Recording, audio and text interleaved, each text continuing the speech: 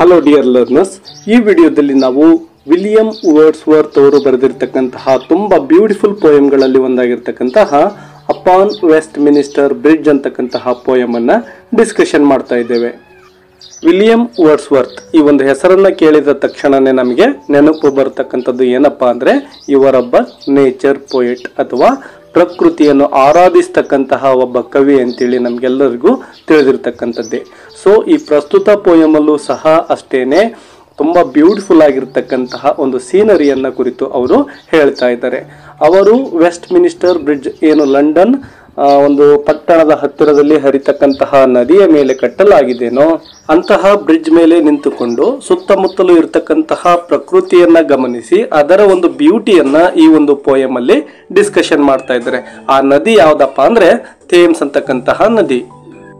ನೋಡಿ, ಈ ಒಂದು ಪೋಯಮ್ ಅನ್ನ ನಮ್ಮ ವಿಲಿಯಂ ವರ್ಡ್ಸ್ವರ್ತ್ ಅವರು ಸೆಪ್ಟೆಂಬರ್ 3, 1802ರಲ್ಲಿ ಬರೀತಾರೆ. ಆದ್ರೆ ಇದು ಪಬ್ಲಿಷ್ ಆಗಿದ್ದು 1807ರಲ್ಲಿ. ಮತ್ತು ಈ ಒಂದು ಪೋಯಮ್ ಏನಿದೆನೋ ಇದು ಸಾನೆಟ್ ಆಗಿದೆ. ಒಂದು ಸಾನೆಟ್ ಅಂದ್ರೆ ಸುಮಾರು 14 ಸಾಲುಗಳನ್ನ ಒಳಗೊಂಡಿರ್ತಕ್ಕಂತಹ ಪೋಯಮ್ ಅನ್ನ ನಾವು ಸಾನೆಟ್ ಅಂತೇಳಿ ಕರಿತೇವೆ. ಮತ್ತು ಇದೊಂದು ಪೆಟ್ರಾರ್ಕಿಯನ್ ಸಾನೆಟ್ ಆಗಿದೆ. ಬನ್ನಿ ಈಗ ಈ ಒಂದು ಸಾನೆಟ್ ಅನ್ನ ನಾವು ಲೈನ್ ಬೈ ಲೈನ್ ಡಿಸ್ಕಷನ್ ಮಾಡ್ತಾ ಹೋಗೋಣ. ನೋಡಿ, ಮೊದಲಿಗೆ ಹೇಳಿದಂತೆ ಈ ಒಂದು ಪೋಯಮ್ ಒಂದು ಸಾನೆಟ್ ಆಗಿದೆ, ಅಂದ್ರೆ 14 ಸಾಲುಗಳನ್ನ ಒಳಗೊಂಡಿದೆ.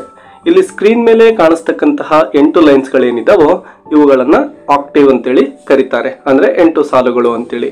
ಇನ್ನು ನೆಕ್ಸ್ಟ್ ಬರ್ತಕ್ಕಂಥ ಒಂದು ಸ್ಟಾಂಜ ಏನಿದೆನೋ ಅಲ್ಲಿ 6 ಸಾಲುಗಳು ಬರ್ತವೆ. ಆ 6 ಸಾಲುಗಳನ್ನ ಸೆಸ್ಟೆಟ್ ಅಂತೇಳಿ ಕರೀತಾರೆ. ಫಸ್ಟ್ ಲೈನ್ ನೋಡಿ, earth has not anything to show more fair. ಅಂದ್ರೆ ಈ ಒಂದು ಭೂಮಿ ಅರ್ತ್ ಏನಿದೆನೋ ಈ ಭೂಮಿಯ ಮೇಲೆ ಈ ಒಂದು ಬೆಳಗಿನ ಏನು ಸೌಂದರ್ಯ ಕಾಣಿಸ್ತಾ ಇದೆನೋ ಇದಕ್ಕಿಂತ ಸುಂದರವಾಗಿರ್ತಕ್ಕಂಥದ್ದು ಬೇರೊಂದಿಲ್ಲ. ಹಾಗಾಗಿನೇ ಈ ಭೂಮಿ ಈ ಒಂದು ಬೆಳಗಿನ ಸೌಂದರ್ಯವನ್ನ ನಮಗೆಲ್ರಿಗೂ ಕೂಡ ತೋರಿಸ್ತಾ ಇದೆ ಅಂತೇಳಿ ಪೋಯೆಟ್ ಹೇಳ್ತಾ ಇದ್ದಾರೆ. ಅಂದ್ರೆ ಆ ಒಂದು ಮಾರ್ನಿಂಗಿಗಿಂತ ಬೇರೆ ಒಂದು ಸೌಂದರ್ಯ ಜಗತ್ತಿನಲ್ಲಿ ಬೇರೆ ಯಾವುದು ಕೂಡ ನಮ್ಮ ಪೋಯೆಟ್ಗೆ ಕಾಣಿಸ್ತಾ ಇಲ್ಲ. Second line, dull would he be of soul who could pass by a sight so touching in its majesty. ನೋಡಿ, ಇದರ ಅರ್ಥ ಇಷ್ಟೇನೆ. ಅಂದ್ರೆ ಅತ್ಯಂತ ಸುಂದರವಾಗಿರ್ತಕ್ಕಂತಹ ಆ ಒಂದು ಬೆಳಗಿನ ಜಾವವನ್ನ ಯಾರಾದ್ರೂ ನೋಡಿ ಅದರ ಒಂದು ಸೌಂದರ್ಯವನ್ನ ಸವಿದೇ ಹೋದ್ರೆ ಅವನಂತಹ ದುರಾದೃಷ್ಟಶಾಲಿ ಬೇರೊಂದಿಲ್ಲ ಅಂತೇಳಿ ಪೋಯೆಟ್ ಹೇಳ್ತಾ ಇದ್ದಾರೆ. ಡಲ್ ವುಡ್ ಹಿ ಬಿ ಅಂದ್ರೆ ಇಲ್ಲಿ ನಾವು ದುರಾದೃಷ್ಟಶಾಲಿ ಅಂತೇಳಿ ಅರ್ಥ ಮಾಡ್ಕೋಬಹುದು. ಯಾವ ವ್ಯಕ್ತಿ ಈ ಒಂದು ಸೌಂದರ್ಯವನ್ನ ಆಸ್ವಾದನೆ ಮಾಡ್ಲಿಕ್ಕೆ ಸಾಧ್ಯ ಆಗೋದಿಲ್ವೋ, ಇಷ್ಟೊಂದು ಸೌಂದರ್ಯ ತುಂಬಿದ್ರೂ ಕೂಡ ಅವನು ಇದನ್ನ ಪಾಸ್ ಬೈ ಅಂದ್ರೆ ನೋಡದೇನೆ ಇಲ್ಲಿ ಸುಮ್ಮನೆ ಮುಂದೆ ಹೋದ್ರೆ ಅವನಂತಹ ದುರದೃಷ್ಟಶಾಲಿ ಬೇರೆ ಇಲ್ಲ ಅಂತೇಳಿ ಪೋಯೆಟ್ ಹೇಳ್ತಾ ಇದ್ದಾರೆ. A site so touching in its majesty. Majesty ಅಂದ್ರೆ ಅದ್ಭುತವಾಗಿರ್ತಕ್ಕಂತಹ ಆ ಒಂದು ನೇಚರ್ ನ ಬ್ಯೂಟಿ ಅಂತೇಳಿ ನಾವು ಹೇಳ್ಬಹುದಾಗಿದೆ. ಸೊ ಇಷ್ಟೊಂದು ಟಚಿಂಗ್ ಆಗಿರ್ತಕ್ಕಂತಹ ಬ್ಯೂಟಿಯನ್ನ ಅವನು ಆಸ್ವಾದನೆ ಮಾಡ್ಲಿಕ್ಕೆ ಅವನಿಂದ ಸಾಧ್ಯ ಇಲ್ಲ ಅಂದ್ರೆ ಅವನೊಬ್ಬ ದುರಾದೃಷ್ಟಶಾಲಿನೇ ಅಂತೇಳಿ ಪೋಯೆಟ್ ಹೇಳ್ತಾ ಇದ್ದಾರೆ. Fourth line, this city now does like a garment wear the beauty of the morning. ನೋಡಿ, ಎಷ್ಟೊಂದು ಸುಂದರವಾಗಿ ಪೋಯೆಟ್ ಇಲ್ಲಿ ಕಂಪ್ಯಾರಿಸನ್ ಅನ್ನ ಮಾಡ್ತಾ ಇದ್ದಾರೆ. ಆ ಒಂದು ಬೆಳಗಿನ ಜಾವವೇನಿದೆನೋ ಅದನ್ನ ಆ ಒಂದು ಸಿಟಿ ಧರಿಸಿರ್ತಕ್ಕಂತಹ ಒಂದು ಗಾರ್ಮೆಂಟ್ ಅಂತೇಳಿ ಪೋಯೆಟ್ ಇಲ್ಲಿ ಕಂಪೇರ್ ಮಾಡ್ತಾ ಇದ್ದಾರೆ. ಅತ್ಯಂತ ಸುಂದರವಾಗಿರ್ತಕ್ಕಂತಹ ಬಟ್ಟೆಗಳನ್ನ ಧರಿಸಿರ್ತಕ್ಕಂತಹ ವ್ಯಕ್ತಿ ಯಾವ ರೀತಿ ಸುಂದರವಾಗಿ ಕಾಣಿಸ್ತಾನೋ ಆ ರೀತಿ ಆ ಒಂದು ಸಿಟಿ ಅಥವಾ ಲಂಡನ್ ಸಿಟಿ ಅಂತೇಳಿ ನಾವು ಇಲ್ಲಿ ಅರ್ಥ ಮಾಡ್ಕೋಬಹುದು.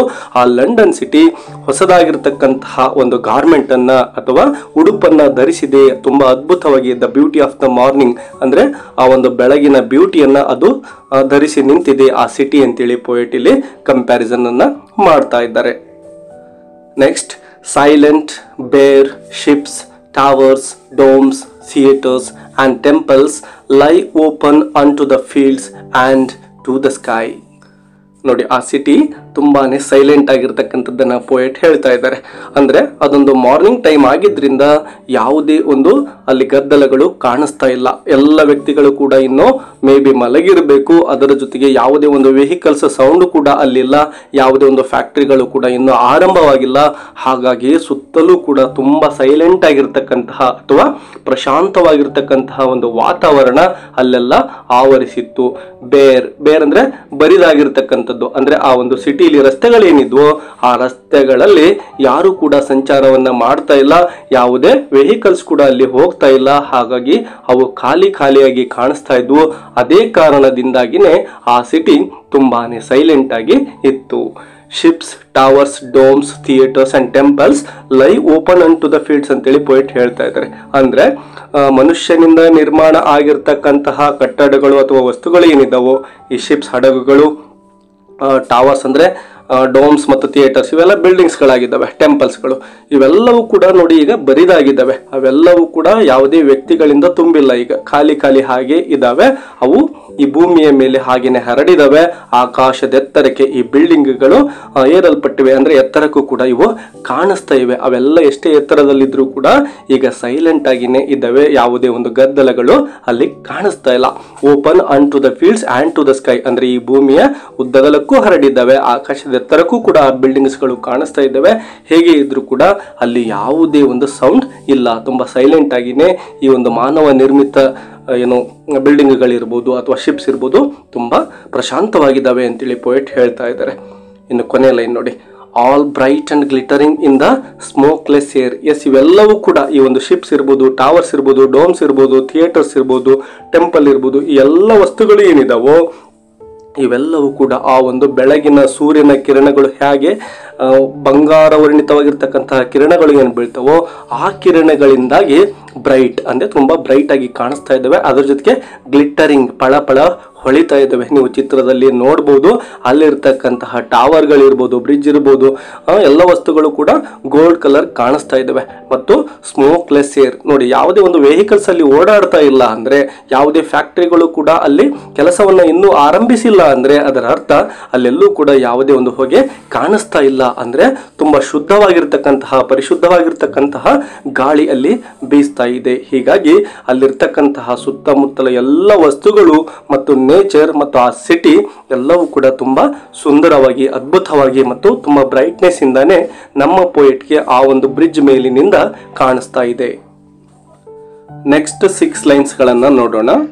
Never did sun more beautifully steep in his first splendour, valley, rock or hill.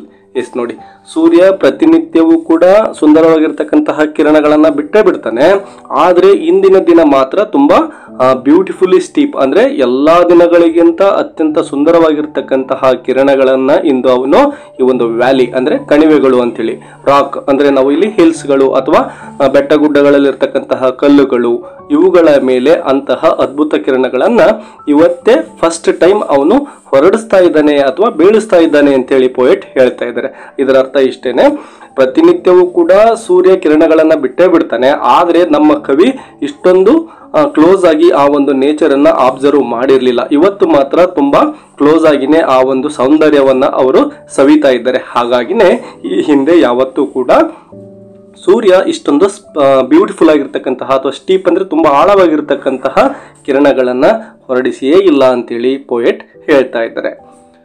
Next, never saw I never felt a calm so deep. Yes ನೋಡಿ, ನೆವರ್ ಸಾ ಅಂದ್ರೆ ನಾನು ಯಾವತ್ತೂ ಕೂಡ ಈ ಒಂದು ಬ್ಯೂಟಿಯನ್ನ ನೋಡೇ ಇಲ್ಲ.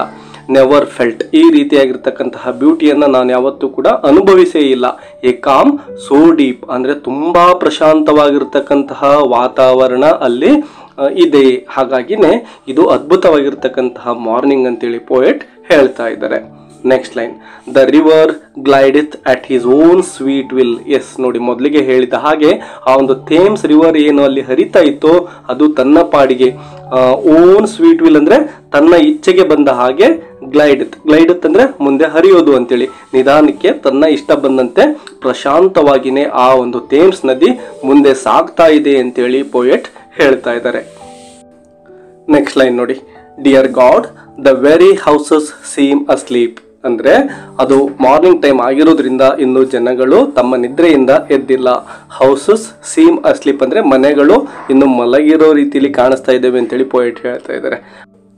ಪ್ರತಿಯೊಂದು ಮನೆಯೂ ಮಲಗಿದೆ, ಇದರ ಅರ್ಥ ಇಷ್ಟೇನೆ, ಪ್ರತಿ ಮನೆಯ ಒಳಗಡೆ, ವೆರಿ ಹೌಸಸ್ ಅಂದ್ರೆ ಪ್ರತಿಯೊಂದು ಮನೆಯು ಅಂತ, ಆ ಒಂದು ಪ್ರತಿ ಮನೆಯ ಒಳಗಡೆ ವಾಸವಾಗಿರ್ತಕ್ಕಂತಹ ಎಲ್ಲ ವ್ಯಕ್ತಿಗಳು ಕೂಡ ಇನ್ನು ನಿದ್ರೆಯಿಂದ ಮೇಲೆ ಎದ್ದಿಲ್ಲ. ಹಾಗಾಗಿನೇ poet dear God the very houses seem asleep ಅಂತೇಳಿ ಹೇಳ್ತಾ ಇದ್ದಾರೆ. ಇನ್ನು ಕೊನೆಯ ಲೈನ್ ನೋಡಿ, and all that mighty heart is lying still. Yes ನೋಡಿ, ಆ ಒಂದು ಲಂಡನ್ ನಗರವನ್ನ ಕುರಿತು ಯಾವ ಪದಗಳನ್ನ ಇಲ್ಲಿ ನಮ್ಮ ಪೊಯೆಟ್ ಬಳಸ್ತಾ ಇದ್ದಾರೆ ಅಂದ್ರೆ ಮೈಟಿ ಹಾರ್ಟ್ ಅಂದ್ರೆ ತುಂಬಾ ಅದ್ಭುತವಾಗಿರ್ತಕ್ಕಂತಹ, ತುಂಬಾ ವಿಶಾಲವಾಗಿರ್ತಕ್ಕಂತಹ ದೊಡ್ಡ ನಗರ ಅದಾಗಿರೋದ್ರಿಂದ ಈ ರೀತಿ ಮೈಟಿ ಹಾರ್ಟ್ ಅಂತೇಳಿ ಆ ಒಂದು ಲಂಡನ್ ನಗರವನ್ನ ಕುರಿತು ಪೊಯೆಟ್ ಪದಗಳನ್ನ ಬಳಸ್ತಾ ಇದ್ದಾರೆ. And all that mighty heart is lying still ಅಂದ್ರೆ ಇಡೀ ಸಿಟಿನೇ ಇನ್ನೂ ಕೂಡ ರೆಸ್ಟ್ ಮೋಡ್ ಅಲ್ಲಿ ಇದೆ. ಲೈಯಿಂಗ್ ಸ್ಟಿಲ್ ಅಂದ್ರೆ ಇನ್ನೂ ಮಲಗಿ ಇದೆ ಅಂತೇಳಿ ಪೊಯೆಟ್ ಹೇಳ್ತಾ ಇದ್ದಾರೆ. ಅಂದ್ರೆ ಅದು ತುಂಬಾ ಪ್ರಶಾಂತವಾಗಿರ್ತಕ್ಕಂತಹ ವಾತಾವರಣ ಅಂತಕ್ಕಂಥದ್ದನ್ನ ಮತ್ತೊಂದು ಸಾರಿ ಪೊಯೆಟ್ ಇಲ್ಲಿ ನಮಗೆ ನೆನಪು ಮಾಡಿ ಕೊಡ್ತಾ ಇದ್ದಾರೆ. ಎಸ್ ಡಿಯರ್ ಲರ್ನರ್ಸ್, ಇದಿಷ್ಟು ಅಪಾನ್ ವೆಸ್ಟ್ ಮಿನಿಸ್ಟರ್ ಬ್ರಿಡ್ಜ್ ಅಂತಕ್ಕಂತಹ ಒಂದು ಪೋಯಮ್ನ ಕನ್ನಡ ಎಕ್ಸ್ಪ್ಲನೇಷನ್ ಆಗಿರುತ್ತೆ. ಇನ್ನು ಬೇರೆ ಲೆಸನ್ಸ್ಗಳ ಒಂದು ಕನ್ನಡ ಎಕ್ಸ್ಪ್ಲನೇಷನ್ ಕೂಡ ಲಭ್ಯವಿದೆ, ಅವುಗಳನ್ನು ಕೂಡ ನೀವು ನೋಡ್ಕೋಬಹುದು. ಇನ್ನು ನಿಮಗೆ ಯಾವುದಾದ್ರೂ ಲೆಸನ್ ಅಥವಾ ಪೋಯಮ್ನ ಕನ್ನಡ ಎಕ್ಸ್ಪ್ಲನೇಷನ್ ಬೇಕಪ್ಪ ಅಂದರೆ ಆ ಒಂದು ಟೈಟಲನ್ನು ಕಮೆಂಟ್ ಬಾಕ್ಸಲ್ಲಿ ಕಮೆಂಟ್ ಮಾಡಿ ಅಂತ ಹೇಳ್ತಾ ಈ ವಿಡಿಯೋವನ್ನು ಇಲ್ಲಿಗೆ ಮುಗಿಸೋಣ. ಮತ್ತೊಂದು ವಿಡಿಯೋದೊಂದಿಗೆ ಸಿಗೋಣ. ಅಲ್ಲಿಯವರೆಗೂ take care and keep learning. Bye bye.